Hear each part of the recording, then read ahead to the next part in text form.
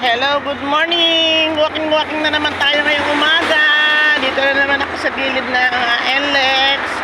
And of course, maganda ang panahon. May liwanag na ng araw. Tingnan nyo, alas 6:30 pa lang, may sikat na ng araw. Kaya ako yung nag-against the light.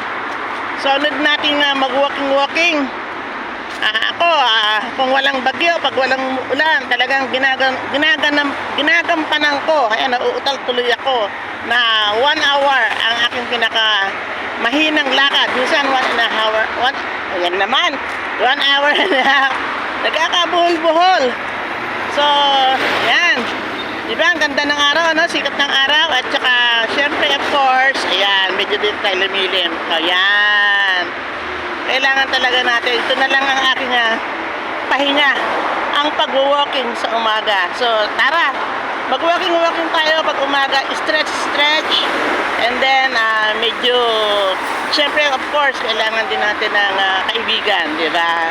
Marami tayong kaibigan dito sa pag-walking. Mamaya magdadating na sila. So, malapit na rin ang aming Christmas party. So, inaanyanyahan namin kayo. Naku, hindi kayo makakapunta. Malalayo kayo. So, yun lamang ang aking mahihatid ngayong umaga dito ngayon sa aking pag-walking. Bye-bye!